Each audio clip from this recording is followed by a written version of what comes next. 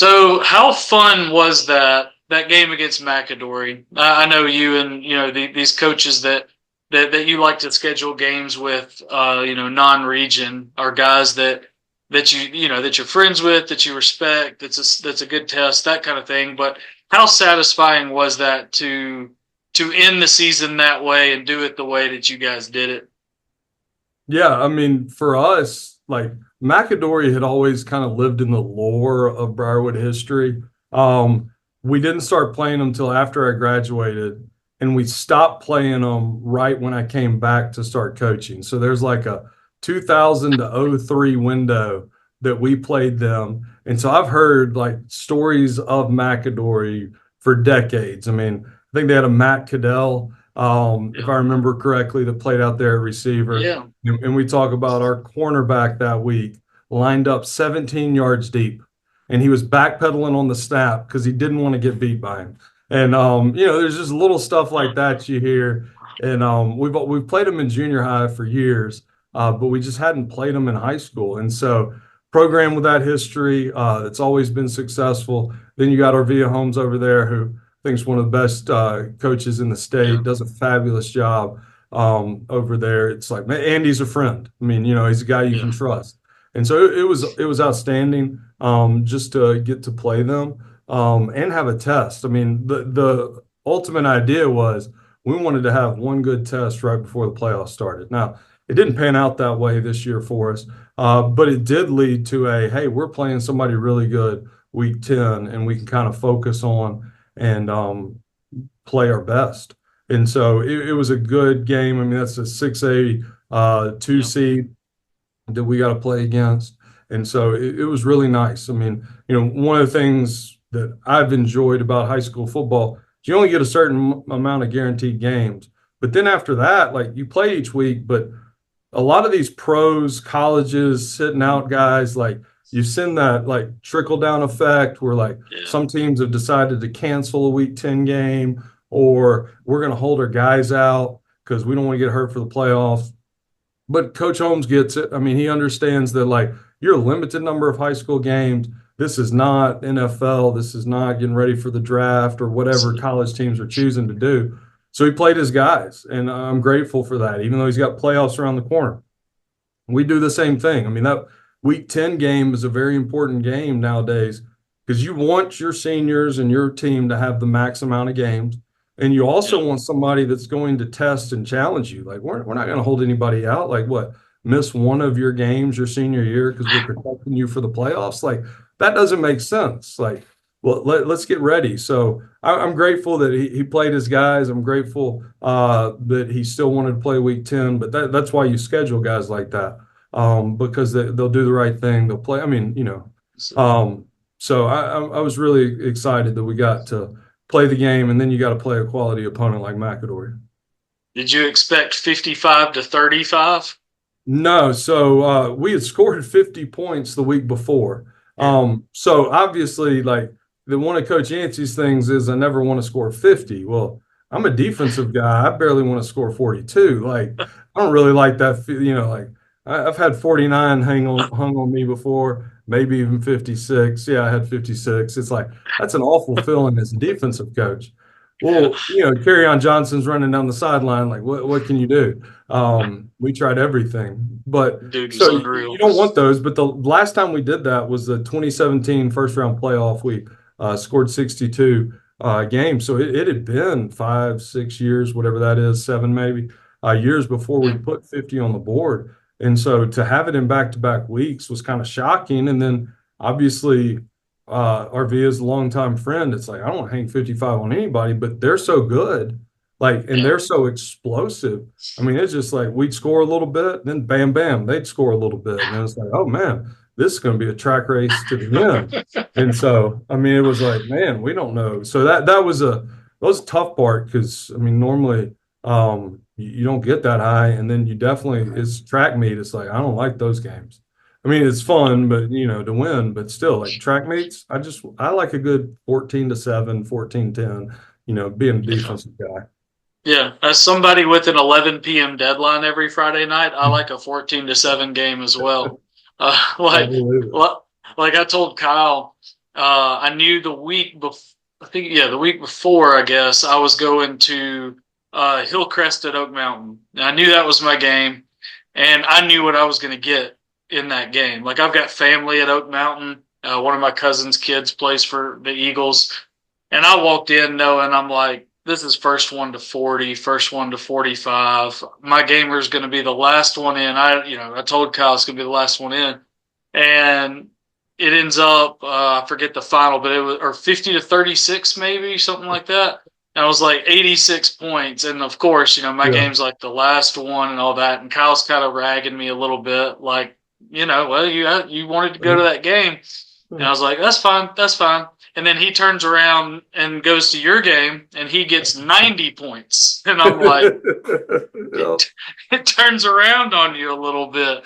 How, That's just how special was that? Like, because I mean, it's no secret to people. I didn't get to come see you guys at home this year, which really stinks. But I know Kyle wanted to go to that game because I think he had a feeling, and something about senior classes at Briarwood, whether it be going to the playoffs or not, playing a game at Lions Pride Stadium. There's something special about that place, and I'm wondering what in particular on this Friday night against McAdory, what you felt in the air that night. Yeah, I mean, part of the reason it's special is like when it gets dark early and the sun starts setting, the trees are all changing color. You just kind of, I mean, you kind of feel like you're trapped in here as far as like it to me, it's like it's the only place in the world because you got the school blocking one side, you got the mountain blocking the other side, leaves are all around you. There's a little, you got to cross over the creek. And so it's one of those things you kind of get trapped in here and you're in your own world. And I get that everybody feels like that, but you don't see a major road, you don't see anything, you don't really hear anything. It's just that little atmosphere you get kind of tucked away. And so yeah, I mean that's a neat part. And then the darkness when that sun sets before 7 o'clock, that means it's playoff time. And that normally means there's some really good teams coming out. And you always get that itching at the end of the season. Like one of the things I was proudest about this team didn't peak until week 10. I mean, that's when they kind of got to our best. I mean, obviously McAdory scored points, but we also had 4 turnovers in the game, made some really good stuff early defensively, did a really good job. And so I felt like we truly peaked on that 10th game. And I mean, for a 4-5 team going into it, team that's not making the playoffs, to be able to peak at the right time of year and be hitting that mark, I mean, that's a pretty exciting thing. I mean, in this senior class, like, hey, I mean, one of the things you want to do on senior night is you'd like to get every senior on the field. And that's not always possible. Sometimes you're playing really tight games. Sometimes it comes down, but that was one of the things. Like, and there's this feeling for the seniors that hey, this is one last time on the home field. Like even in the playoffs, you might be guaranteed one, but like you kind of make senior night, it's the guarantee. It's the one you're going to get, and you feel that unity that they have coming together, the real bonding moment for them, and so it's a neat night. You get all the pictures afterwards. You get great uncles that these kids haven't seen in 2 years. They're coming back for the game. It's always a really fun, special night at that time of year. And so, yeah, I mean, it's you're trapped. You got the smoke of the concession stand smoke and all the hot dogs, and just I mean, it's just like man, that's what I want to bottle up and remember forever. Are those nights, like those are the fun ones. Yeah.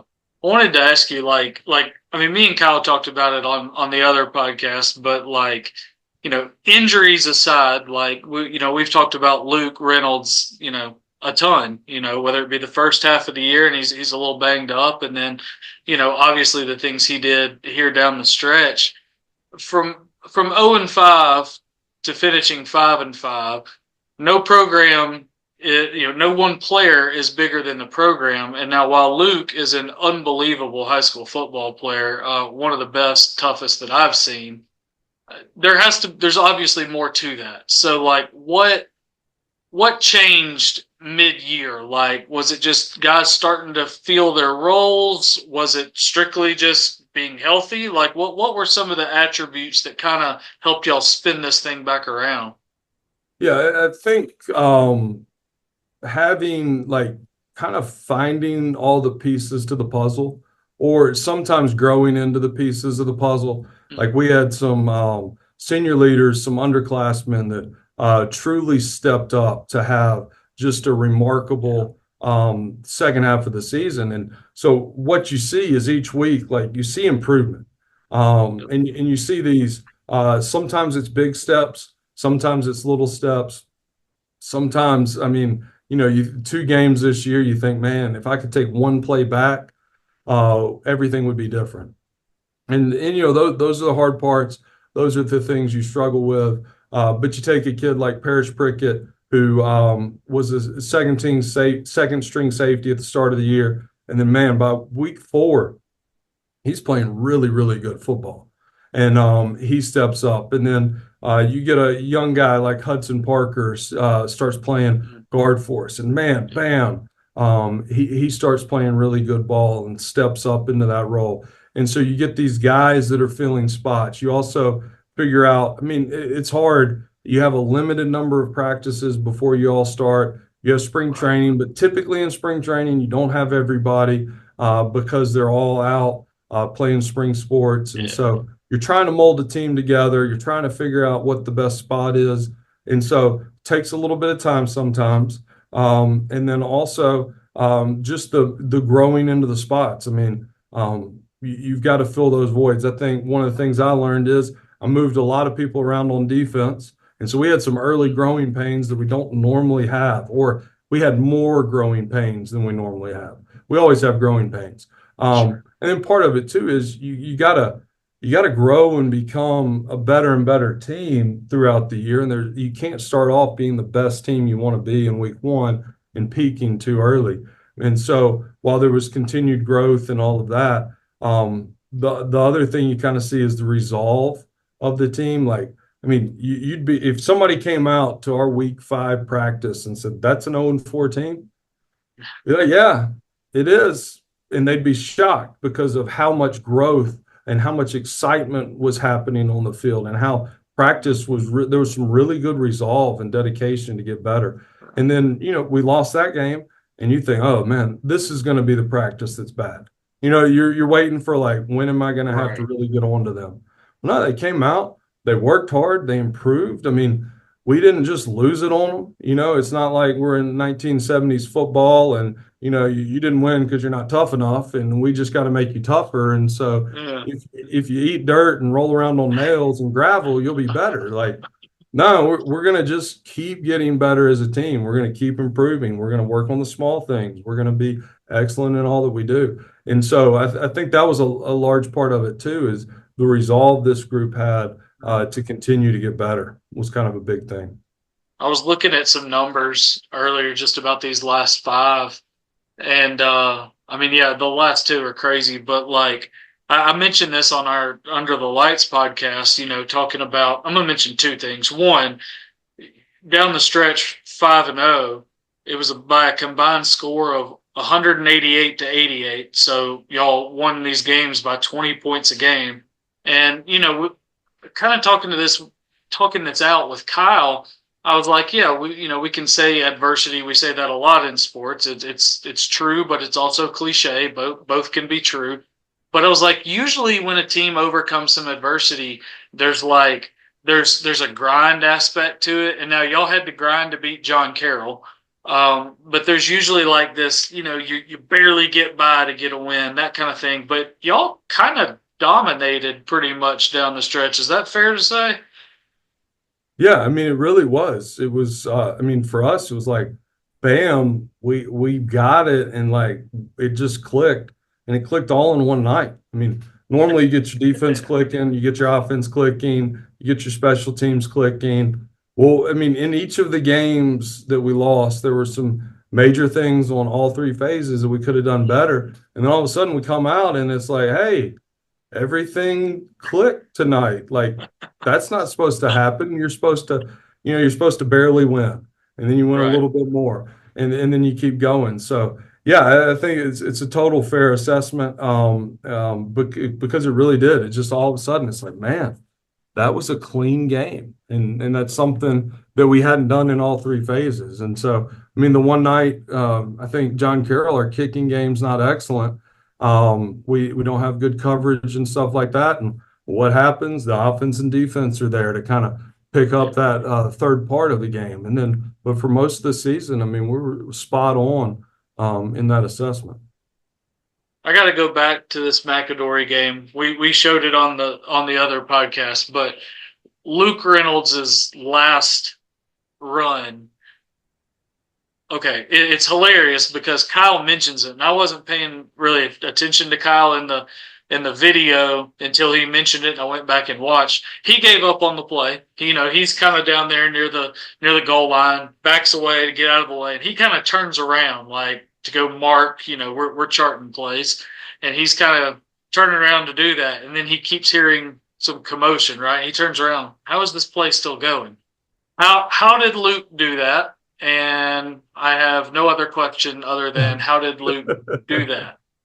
It was Yeah, unbelievable. yeah, it is. But I mean, in a lot of ways, that I mean, sums him up. I mean, the that'll be the last play I remember. But the first play I remember is his sophomore year at Clay Chalkville in the opening game of the season, and Clay's somewhere on the 8 yard line, and the running back breaks through, and Luke's at safety, and Luke hits him on the 1 yard line, tackles him, keeps him from scoring, and I'm like, wait, our sophomore did that to Clay's running back. Like, that's not supposed to happen.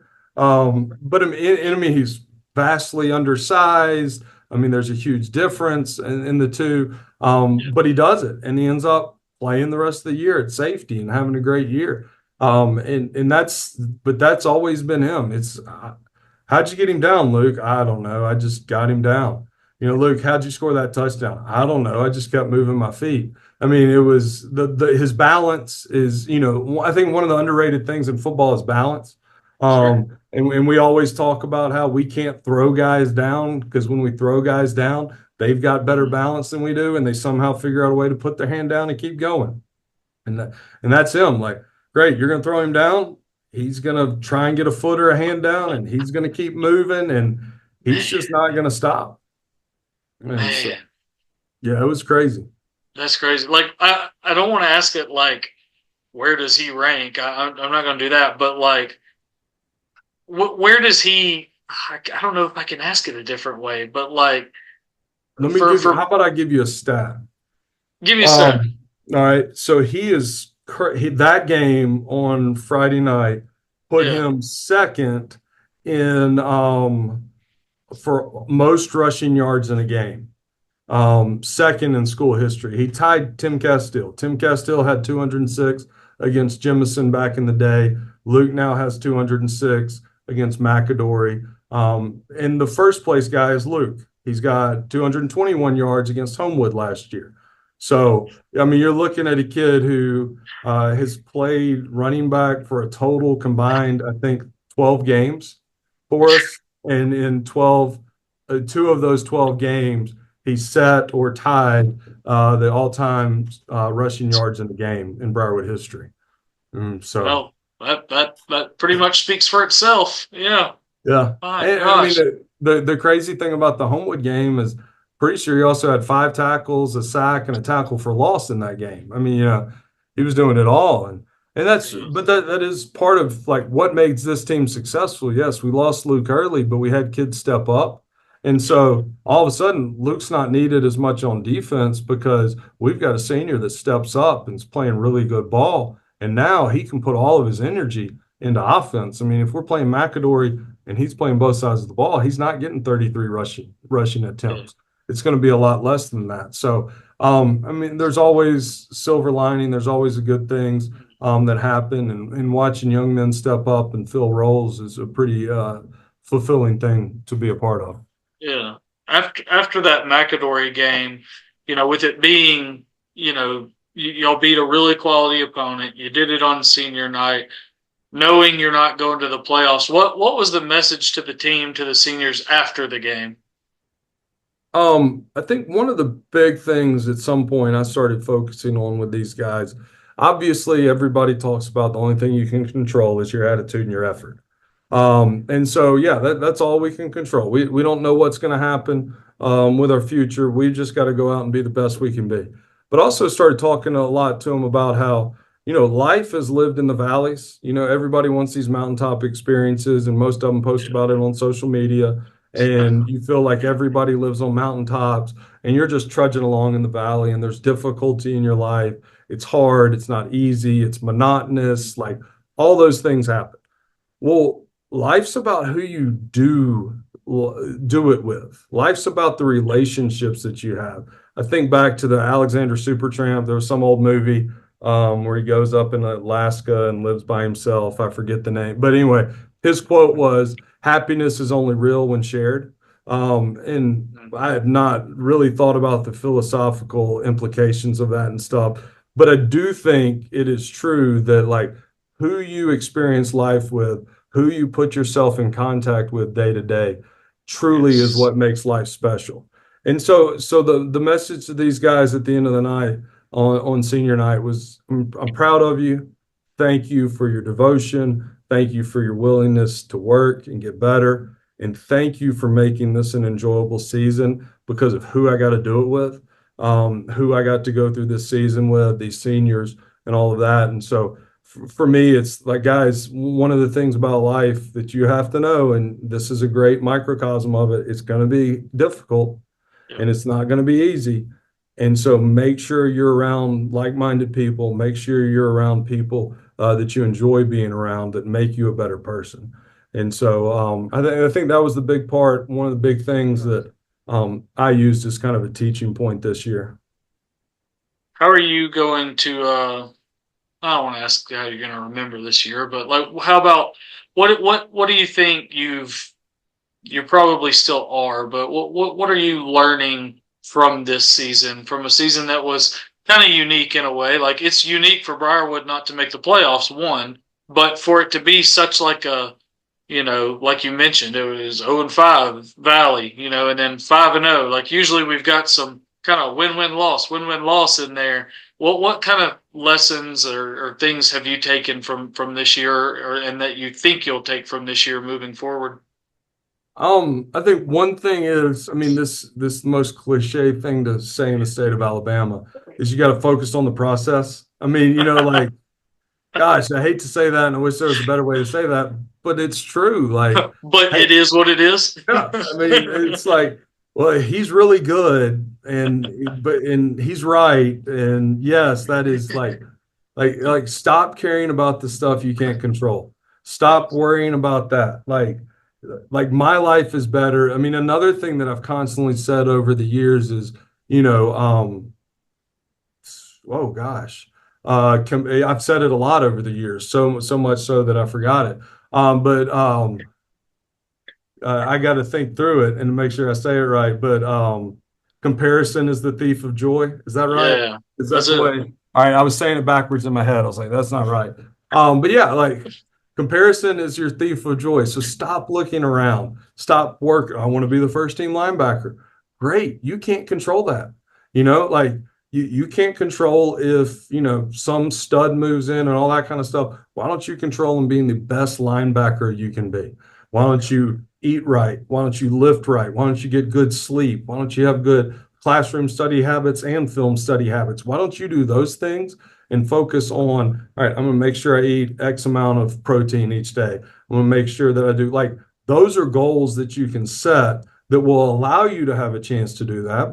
But stop focusing on this end goal that you think is going to fulfill you. And that, I mean, because that's truly where the process is so good. Like, hey, let's just do the next right thing. Let's just do what I need to do that will make me successful. And let's stop worrying about and focusing on all of the stuff we can't control. We create, I think, anxiety, we create trust and worry issues. And it's like, why are you worrying about something you have no control over? Like, I technically control it all. I'm the head coach. I decide who goes out on the field and who doesn't go out on the field. And you're not going to dictate to me what's going to happen. So, and you're not going to change my mind by talking to me or worrying about it. Just go out Yeah. and do it. Yep. And so, like you're trying to reach a thing that I control. Stop it. Just go do it. Go play. Go perform. And so I think that's one of the things. Like, that's one of the things that this team rang true on. Is they competed hard in practice and in the games. Like, I'm telling you, the week 10 last inside of the year, where we go out and we have a 10-minute period of inside, like, it's vicious. It's like really good. It's like, Yeah. I mean, this is the last inside we're doing. I get it, but like, normally teams don't have violent, fun inside periods when it's the last game of the season and they're not going to the playoffs. I mean, same thing I worried about. We come out of the bye week, and Friday night of the bye week, we find out we're not going to the playoffs. And I'm sitting there thinking, what's Monday's practice going to be like? What kind of hat do I have to wear to get these guys motivated? And I just wore my normal hat, and they came out and were highly motivated. And like, we used to have this bye week 2 cycles ago when we were in Mountain Brook, Homewood, and up in the north. We had the same week 8 bye week, and it was always like a difficult thing. And we never played well against Homewood the following 2 weeks or follow both years. Well, this year we come out and, like, yeah, Hayden, and they weren't very good, Right. but man, like, we played Yeah. clean football. So that's one of the things. Like, this team stopped caring about all of the external factors. They didn't care. I mean, they cared. They obviously wanted it. They deeply wanted to be in Yeah. the Sure. playoffs, all of that, but they stopped worrying about it, and they just focused on Briarwood being the best they could be, and that'll be a huge reminder for me. And it'll be like, it's really the team with unfinished business. I mean, we made our bed, we'll lie in it, but at the same time, in my mind, this is the team that always had unfinished business. And man, it would be a whole lot of fun to be going right now. Yeah. Why do you think that team is like you said, y'all find out during the bye week that you're not going to make the postseason? Like, it would have been easy for a lot of teams, a lot of players to lay down, to not give it their all. Why did this team? Why was it different? There's a part of it. We went back going back to the Homewood game. I guess second game of the Yeah. year, week 1. Yeah. I'm still a 0 through 10 guy. So week 1, We got sorry. to check. We got to change that. Oh no. Um, but so for going back to that Homewood game, like, I started talking to the defense at halftime, and we gave up 21 points in about 5 minutes of Yeah. the right at the end of the half. And it, like, we're playing high school football in the state of Alabama. Like, this matters. Every second of it matters. It really truly matters, because you chose to play football in Alabama, and it's high school football in Alabama. Then you're playing a longtime school rival, that we have always had great matches between the two, and you can't take a daggone play off. And it was a little bit louder than that, but that was the message. Like, Yeah. guys, this is a little bit different than really anywhere else. I mean, yeah, I'm sure Texas probably very similar. But I mean, I would say Alabama football rivals it, and the pageantry and the meaning for the schools and all that stuff. And I think they heard that message, because that would be something, I talked to the team about the following week. Like, hey, it really matters here.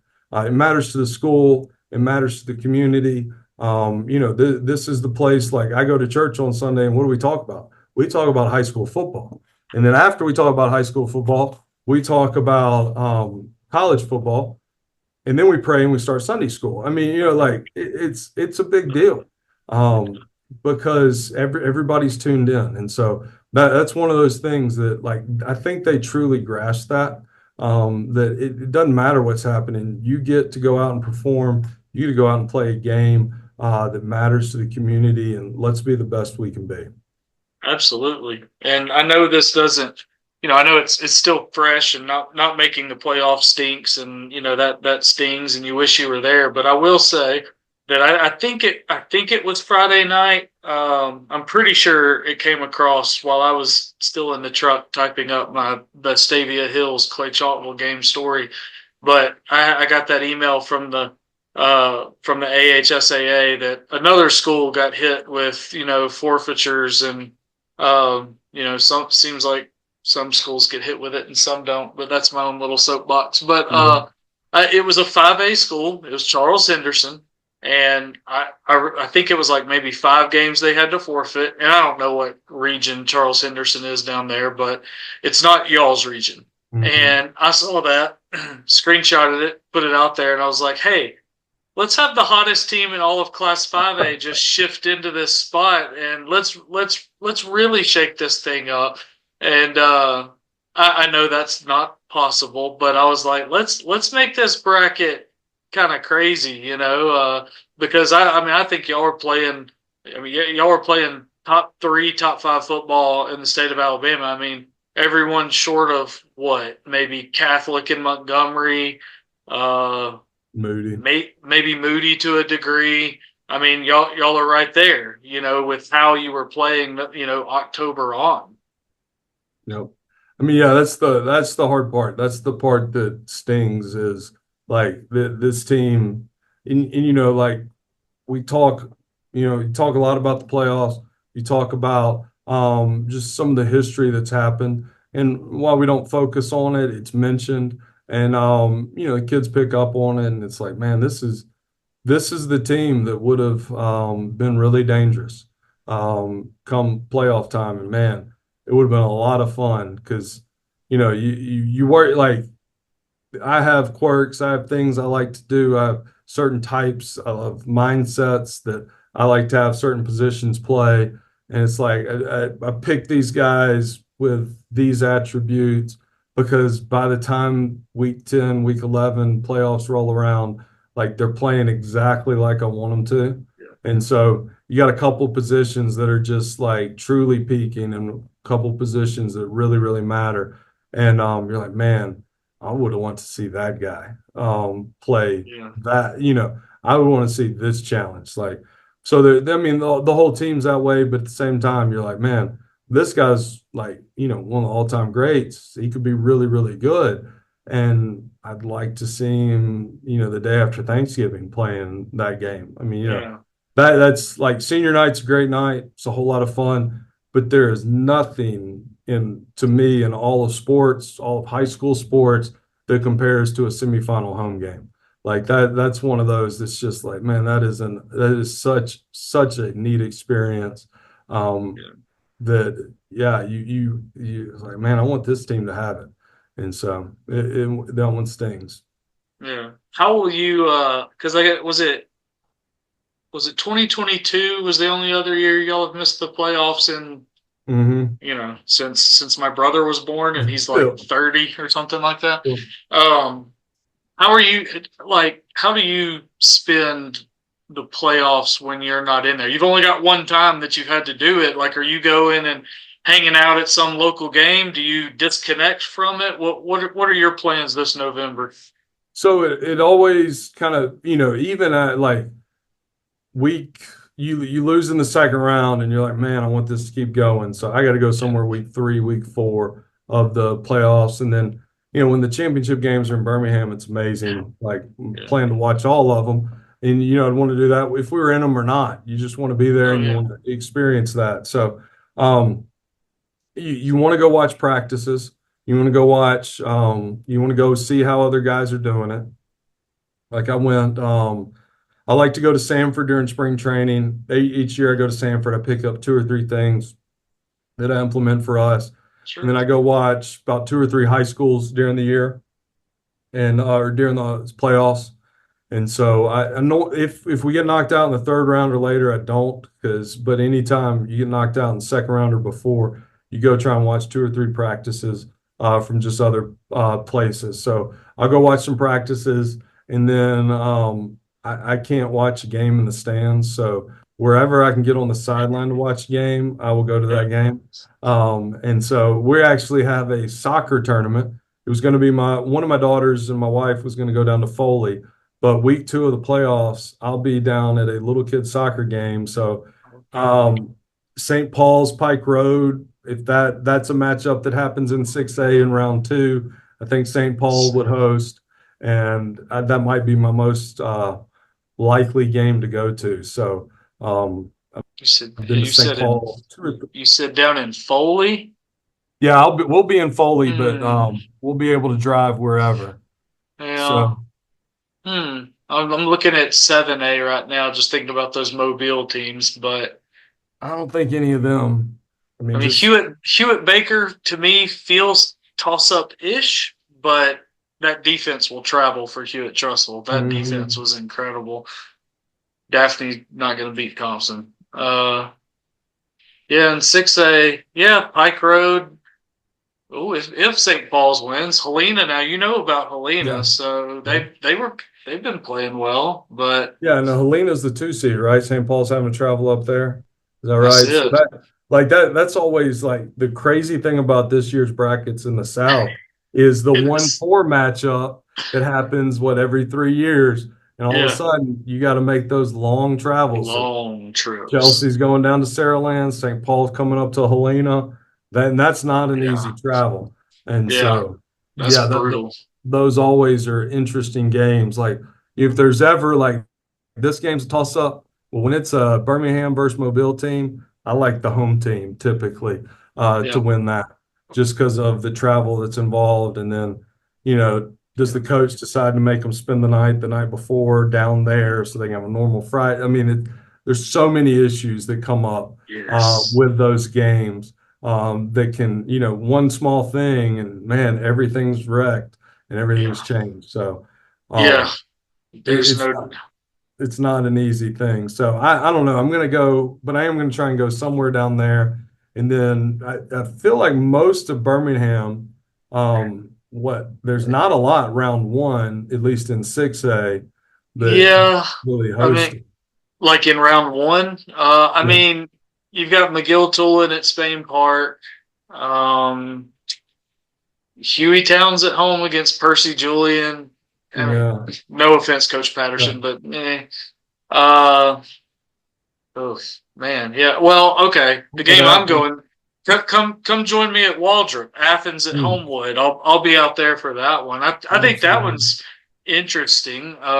Homewood's probably the better team, but Athens isn't some pushover. I tell you the game I really like, and I mean it's a little bit further of a drive, and I think this one's fun, and I think it's going to be over quick. Not because one team's going to blow out the other, but because both teams love to run the ball. Mountain Bro- Mountain Brook at Southside Gadsden. Yes. I Yes.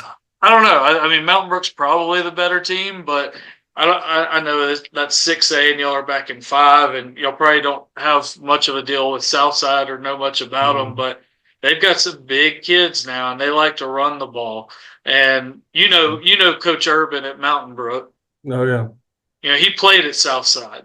Okay. So he's a Rainbow City guy. So this is him, getting to go back home a little bit, and he has I think he owns like a fireworks Oh business yeah. over there, and Southside's head coach Ben Stewart. Do you know Ben?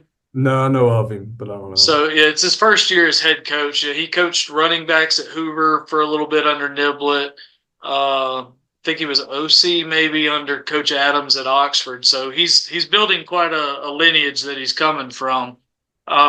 He works like for Andy with Andy, like he's got part of that. So there's like this weird like Hmm. off the field connection between these two Sure. random teams. So that could be a fun one. But I was gonna go to it, but I'm staying a little closer around Gotcha. one and Didn't they move maybe that to Thursday night? which one? The Mountain Brook Mountain Brook Southside? game? Yeah. I don't know. If they have, I haven't seen it yet. I hope not. If they did, I may have to go to it too. But but yeah, those are yeah, you're Yeah. right though. There's not a ton nearby. Clay Chalkville, Yeah. Gadsden City. Yeah. No. I don't know, I'm waiting on that Spain Parks Saraland matchup in the quarters. Is I, that where's that going to be, I dude? don't know. I still don't know with this travel stuff. Like, who would? I mean, they're both region champs. I forget how this works once you get that deep. Most team that's traveled the most. So Saraland and Spain Park would both be at home round one, and then does it depend on who wins the games that they would Yes. face? So So like McAdory with Tonka yeah, and McAdory's going to end up should should probably win win. that, I would think so. So then Saraland hosts, host that, and and so then then Russell County Northridge, Russell County's hosting. I'll let you make that call. I have no idea. I got But no clue about either of them. if Russell County wins, then Spain Park would host. Both teams host. Team on the top of the bracket is the home team. So since both teams have played two games at home, Spain Park will travel to Saraland. Northridge wins, then Spain Park's on the road in round two. And so Yeah. now you would have Spain Park hosting Saraland because Spain Park's been on the road. So So Spain Park fans are big Northridge fans this week. they should be massive Northridge fans. But yeah, and then so they play that third round. If they hosted, then they'd probably be on the road for the fourth round. Because they hosted three in a row. So more than likely Wow. they'll travel fourth round. Sheesh.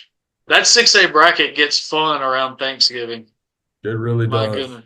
Yep. Well, yeah, we'll see how it goes. I wanted to play my close to home card this week, just as these playoffs go, and see where we might end up as we go. Because like last year, I used it up in round one. I told Kyle, I was like, he's like, what game you want? You know, you've got your Hoovers at home, you know, Hewitt Trustful on the road, whatever.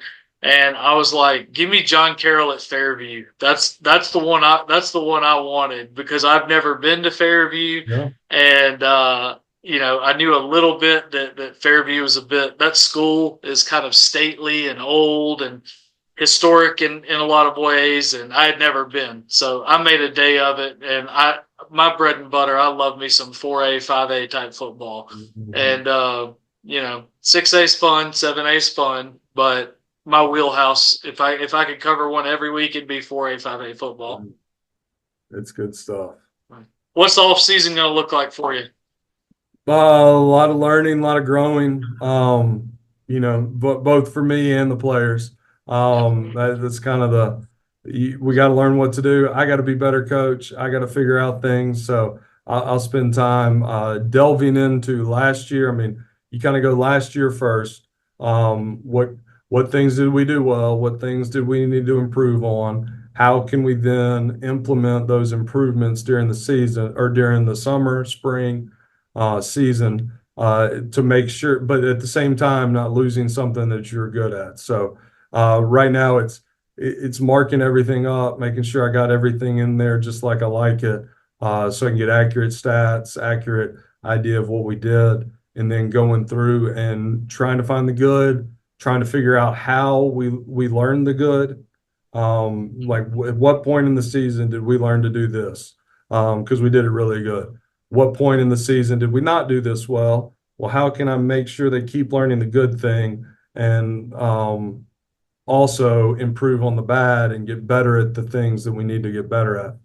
Because obviously, I mean, the hardest part, like I'm always efficiency driven. yeah, I want to be as efficient in practice. So what is too redundant?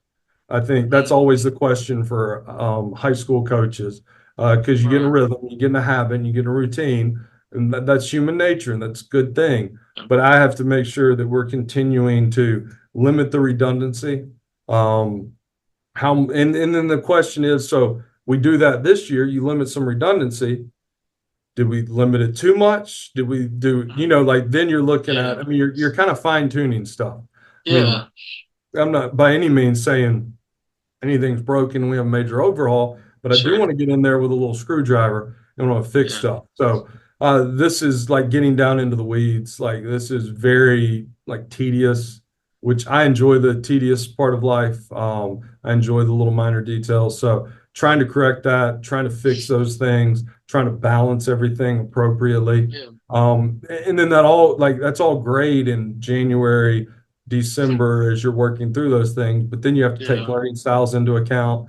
Then you have to, all that stuff. So, and then you got to relay it to your assistant coaches, and then your assistant coaches have to relay it to the players. And then, so there's multi-layered facets of that that just go into really practice planning and the organization and implementation of that. I like a lot of what we're doing. I think it's really good. But how can we add layers to that?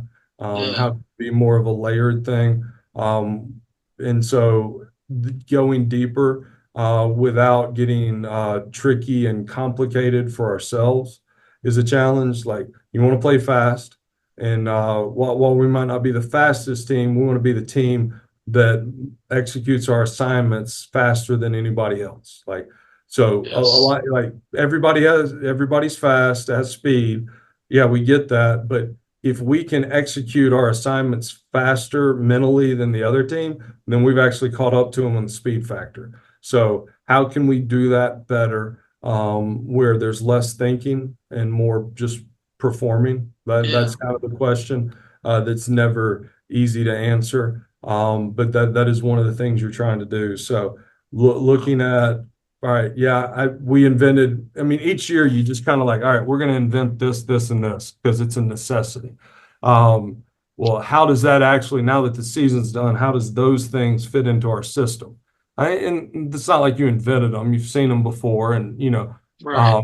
the history of football alone, like somebody's done it before, but you bring it into your terminology and you start implementing it. So how do we make those things a simple part of the system that doesn't overload anybody? And it's easy and for a one-time game adjustment to say, hey, this week we're doing this. Well, you just added a tool to the toolbox, and at some point, it might be next year, it might be 5 years. I'm going to use that again. Like we used Orange was a coverage we used this year. I hadn't used it in 3 years, and then it's like all of a sudden we need it for this week. Um, so here we go. And then kids like so all that little stuff. I used something.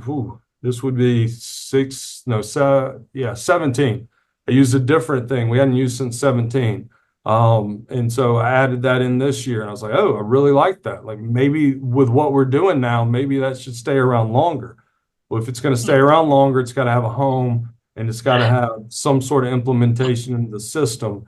And Yeah. so, yeah, that's the whole process of looking for stuff. What are um, simple adjustments we can make, stop making the world so complex, make it simpler.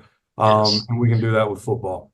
So that's the goal. All all while filling out a non-region schedule, unless all of yours, since we were on a new reclassification, unless it's just 2-year deals and you're good. But Oh yeah, I know I'm that.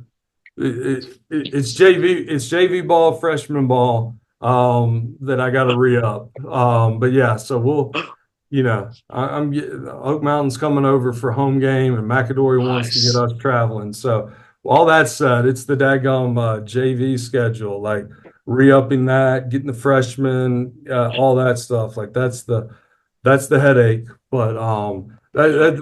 that's the most important part of it. I mean, like Yeah. if young guys aren't playing football, your program's not getting better. And That's it. so, yeah, it's 10 weeks in a row we played young guy football on Monday night. And that first Monday night when you're not playing football is like, oh man, this is a different world. Like, hey, family. So I set out, which part of it should have been we should have been practicing, but I just went and sat in my girls' soccer practice to just watch stuff. I mean, Yeah. just because it's like I want to watch them. So yeah, Yeah. Monday nights, but young guy football, that's what matters. I mean, good for the That's it. program. That's it. Well, I appreciate you doing this again. Absolutely. I'm sure we'll do it again in the future. Maybe this next year do these again where do like a big season preview kind of thing again. That was a lot of fun this last year, and hopefully keep building it, because I think it's obvious. I like talking to you guys. Oh So yeah. appreciate you taking the time and talking about the season, and that was awesome to see the way you guys finished it out. A lot of grit and a lot of domination, really. So kudos to you guys, and I'm sure I'll talk to y'all soon. Absolutely. Thanks so much for doing this and for having me on. Appreciate you, Coach. Yes, sir. All right.